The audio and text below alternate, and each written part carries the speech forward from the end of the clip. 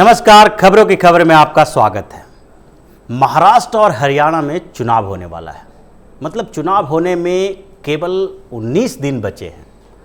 दोनों राज्यों में 21 अक्टूबर को मतदान होगा और 24 अक्टूबर को वोटों की गिनती की जाएगी। और अगर कोई अप्रत्याशित रुकावट नहीं आई तो इसी दिन चुनाव का परिणाम सामने होगा। देखा जाए तो दोनों राज्यों में चुनाव प्रचार के लिए अब केवल 17 दिन का समय बचा हुआ है।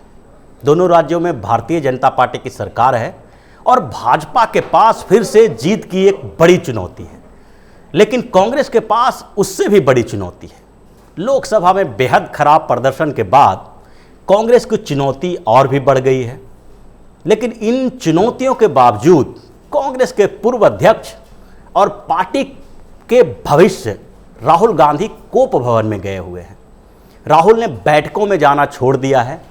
कांग्रेस के वरिष्ठ नेताओं से मुलाकात तक करने से कतरा रहे हैं। यहां तक कि कांग्रेस वर्किंग कमेटी की बैठकों से भी अपने आप को दूर रख रहे हैं।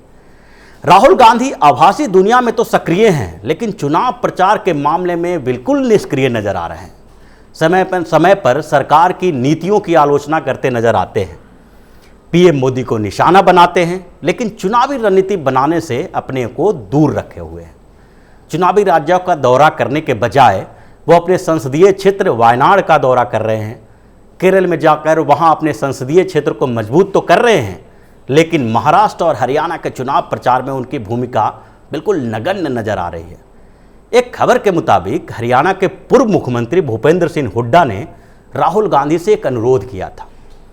उन्होंने राहुल से अनुरोध किया कि हरियाणा विधानसभा चुनाव के प्रचार की शुरुआत रोहतक से के एक बड़ी रैली से हो। उन्होंने राहुल गांधी से इस रैली को संबोधित करने के लिए रिक्वेस्ट किया, लेकिन राहुल के ऑफिस से इसका कोई जवाब नहीं आया। कई नेताओं ने इसके लिए संपर्क करने की कोशिश की, लेकिन राहुल का ऑफिस चुप्पी साधे हुए रहा। राहुल के तरफ से कोई ऐसा जवाब नहीं आया कि उस रैली में नहीं जाएंगे, लेकिन वो इस बात का भी जवाब देने के लिए तैयार नहीं है कि हाँ, हम उस रैली में जाएंगे। ऑर्गेनाइजर को इसके लिए बताया जाए। अब सवाल यह उठता है कि आखिर राहुल गांधी चुनाव से डरने लगे हैं या फिर इसके पीछे उनकी कोई और रणनीति काम कर रही है। राहुल गांधी जिस तरीके से चुनाव प्रचार से दूरी बनाने की कोशिश कर रहे हैं, उससे सवाल तो उठता है।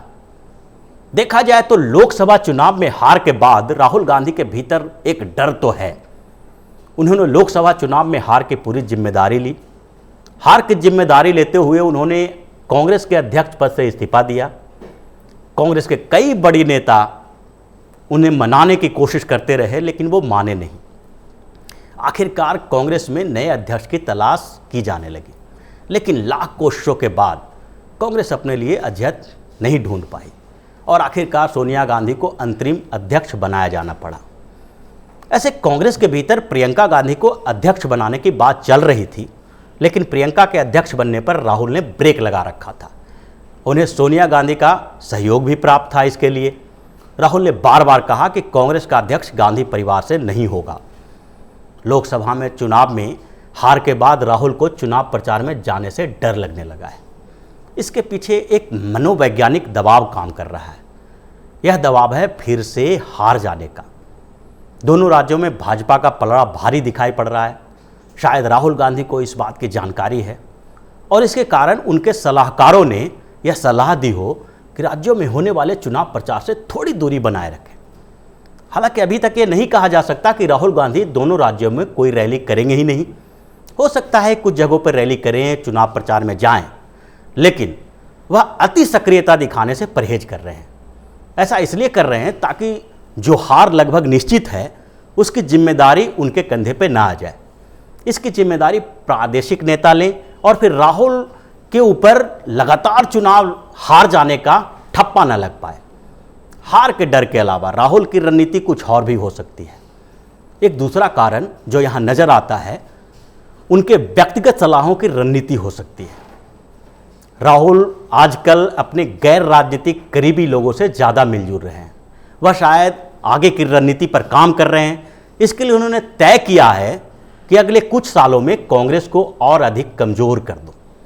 अगर राहुल गांधी के अध्यक्ष नहीं रहते हुए कांग्रेस को राज्यों में जीत मिली और उसकी स्थिति मजबूत हुई तो फिर राहुल के लिए मुश्किल हो जाएगी। ऐसे भी कांग्रेस में गांधी परिवार के अलावा कोई स्टार प्रचारक रहा नहीं है भी नहीं, उन्हीं के नाम पर वोट लिया जाता है। लेकिन अगर राहुल गांधी कांग्रेस के अध्यक्ष नहीं हैं और कांग्रेस जीत जाती है तो धीरे धीरे कांग्रेस के क्षेत्रीय नेता खुद को मजबूत मानने लगेंगे। उन्हें राहुल की ज़रूरत महसूस होना कम हो जाएगा और धीरे धीरे ये ज़रूरत बंद ही हो जाएगा, ख़त्म हो जाएगा। उन्हें राहुल की ज़रूरत रहेगी नहीं और फिर राहुल गांधी के लिए फिर से अध्यक्ष बन के कांग्रेस का कमान संभालने का रास्ता पूरी तरह से बंद हो जाएगा। ऐसे में राहुल गांधी चाहते हैं कि इस बीच कांग्रेस की स्थिति और कमज़ोर हो, कांग्रेस बर्बाद हो जाए। संभव है उनके उन्हीं सलाहकारों ने यह रणनीति बनाई है जो लोकसभा चुनाव के पहले उन्हें प्रधानमंत्री बनने का सपना दिखा रहे थे, बता रहे थे कि लोकसभा चुनाव में तो कांग्रेस की जीत होगी। राहुल के कोप भवन में जाने या फिर कांग्रेस को कमजोर करके अपनी आवश्यकता महसूस कराने की यह रणनीति कांग्रेस के साथ साथ राहुल के राजनीतिक कैरियर का भी अंत कर देगा और यह किसी भी लोकतंत्र के लिए सही नहीं है। लोकतंत्र तभी खूबसूरत होता है जब उसमें सत्ता को टक्कर देने वाला एक मजबूत विपक्ष हो। विपक्ष जितना कमजोर होगा, लोकतंत्र उतना ही कमजोर होता जाएगा। अगर सत्ता में भारतीय जनता पार्टी है तो कांग्रेस के अलावा किसी दूसरी पार्टी के पास इतनी ताकत नहीं है कि वह मजबूत विपक्ष की भूमिका निभा सके। यह ताकत सिर्फ और सिर्फ कांग्रेस के पास है। किसी दूसरे के पार्टी के पास यह औकात नहीं है कि वो सत्ता के साथ बड़ी विपक्ष की भूमिका अपनाते हुए उसको टक्कर दे सके। ऐसे में अगर राहुल गांधी कांग्रेस को कमज़ोर करने की रणनीति पर काम कर रहे हैं तो इसका सीधा मतलब है कि वो लोकतंत्र को कमज़ोर कर रहे हैं, देश की लोकतांत्रिक व्यवस्था को कमज़ोर करने की कोशिश कर रहे हैं। इसलिए अगर राहुल गांधी ऐसी रणनीति पर काम कर रहे हैं तो उन्हें इसके ऊपर फिर से विचार करना चाहिए और राजनीतिक वनवास से निकलकर मैदान में कूद जाना चाहिए ताकि विपक्ष को मजबूती मिले और साथ ही साथ लोकतंत्र भी मजबूत बन सके। राहुल गांधी की ये रणनीति, जो रणनीति बनाने वाले लोग हैं, शायद लगता है कि राहुल गांधी फिर से उन्हीं लोगों पर विश्वास कर रहे हैं, उन्हीं लोगों को अपने इर्द गिर्द रखे हुए हैं जो सलाहकार उनको लोकसभा में पराजित करने के लिए, लोकसभा में पराजित करने का वजह बना था। लेकिन राहुल गांधी को चाहिए कि वो अपने रणनीतिकारों को बदलें, अपनी रणनीति को बदलें। तो इसी तरह की खबरों के साथ फिर से हाजिर होंगे। तब तक के लिए बने रहिए ओपिनियन पोस्ट इंटरनेट टीवी के साथ और हमें लगातार सहयोग देते रहिए ताकि इसी तरह की खबरें हम फिर से आपके लिए लाते रहें। नमस्कार। अगर आपको हमारा वीडियो पसंद आया हो तो इसे लाइक करें, हमारे चैनल को सब्सक्राइब करें और हाँ, बेल आइकन दबाना ना भूलें ताकि आप तक हमारे वीडियो की नोटिफिकेशन पहुंचती रहे। आप अपना सुझाव हमें कमेंट बॉक्स में दे सकते हैं। हमारे साथ जुड़ने के लिए शुक्रिया।